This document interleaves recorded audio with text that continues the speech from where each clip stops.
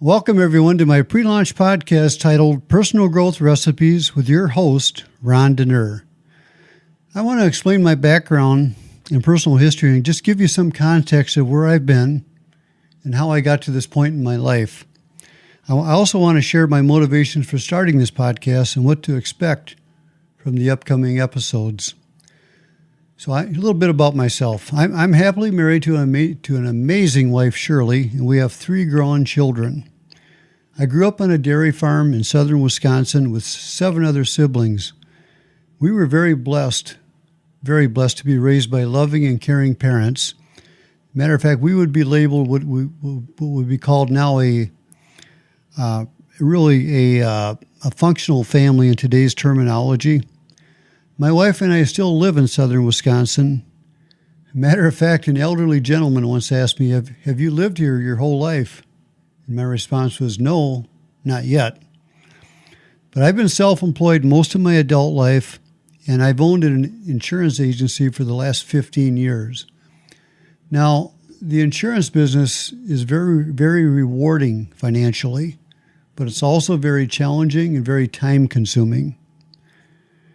I've always had a strong interest in self-improvement and teaching it to others for over the last 20 years.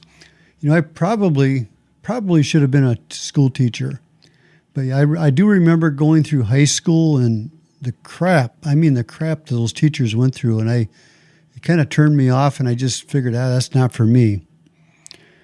But I did teach Sunday school for about 10 years, and I really enjoyed that process of really trying to add value to another person. About a year ago, my son turned me on to the idea of podcasting, so I decided to check it out.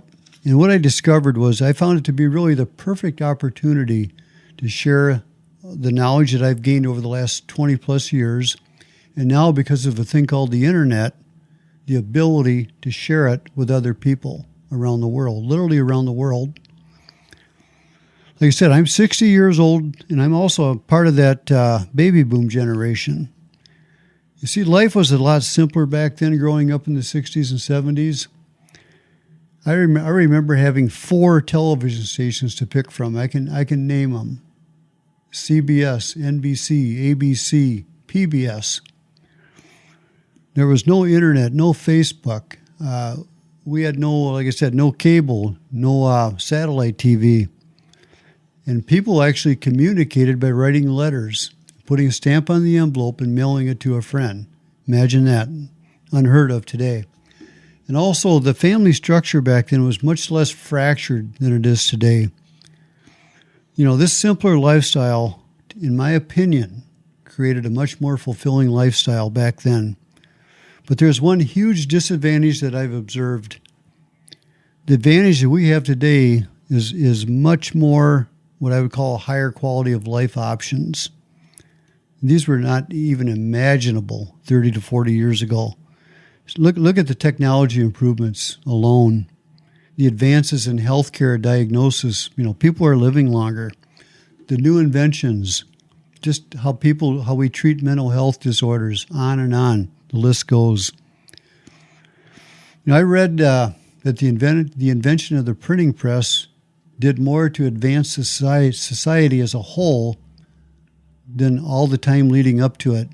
And it's my belief that now, with a thing called the internet, which to my opinion is like the printing press on steroids, is going to do more to advance our society than anything we're ever going to imagine. But what's the cost? Now, because humans are involved, it can be good and bad. Human nature is the most predictable thing in the world. Unfortunately, it can be used for as much destruction and pain as benefit. Unfortunately, I often wonder if we had all these inventions and all this technology back in the 60s and 70s, if we had the same social problems back then as we do now. Just kind of makes you think. It's like having all these choices is the best news, and it's, at the same time, it's the worst news. So it's my hope to simplify all these choices in order to have that more fulfilling lifestyle that we had back then and combine it with all these technology advances that we have now. And I believe that we can have the best of both times. I really do. That fulfilling life and the advantages of all the, like I said, the technology. So this really defines my purpose for this podcast going forward. Now here's a great discovery. All the answers have been found. All the answers have been found. This statement defines why I decided to start this podcast. In the upcoming episodes, I'm going to be sharing some of my personal insights. I'm also going to interview people from a diversity of backgrounds to share their insights also. And we're going to focus on personal growth, but we'll occasionally veer off into other areas just to make it more interesting. Like I said earlier, I started listening to podcasts about a year ago, and I made a very clear observation. Most of the podcasts would interview higher income individuals, which is fine. I mean, that's what we all aspire to be and to get to. There's nothing wrong with that. But I noticed very few podcasts interviewed people that either live close to us geographically or people that I'm going to just simply say we can maybe potentially relate to a little bit better. I call these people the everyday heroes that live right next to us, around us, that maybe have some character or personality trait that is worth duplicating. So why did I choose the name Personal Growth Recipes? Why did I choose that? Many of you are familiar with the chili cook-off. And I went to a chili cook-off about a year ago. And what I remember, there were probably 8 different varieties of chili at that cook-off, each having their own recipe. And personal growth is very similar to that. There's different varieties based on people's experiences and background. So it really depends on each individual. That people bring so much to the table individually. So my purpose is simply to share these nuggets of wisdom with you. And I'm going to do a little demo here.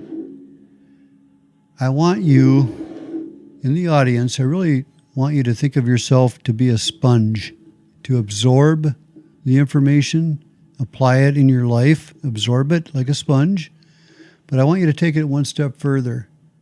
I want you to share that with other people. Don't just keep it to yourself.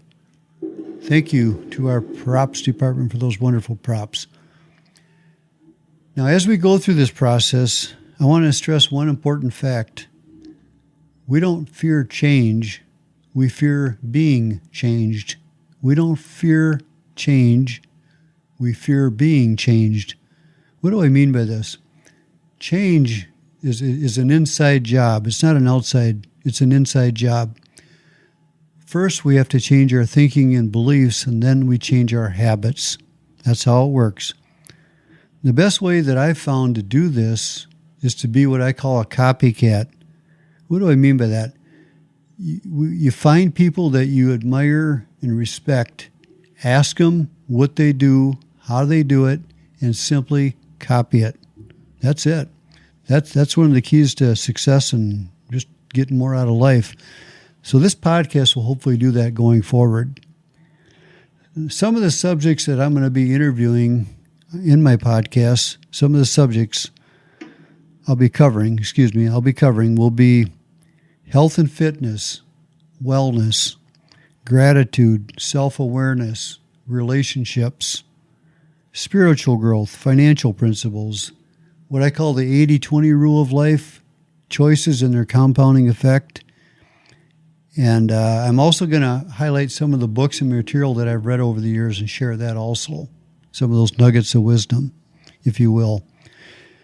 I'm going to be interviewing individuals that include business owners, entrepreneurs, non-business owners, retirees, individuals with, like I said before, some trait or some characteristic that, in my opinion, is worth duplicating.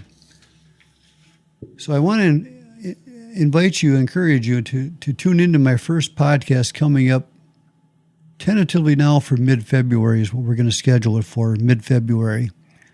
And I want to also encourage you to continue to tune in every Wednesday that we'll be releasing a podcast at this point on a weekly basis on Wednesdays.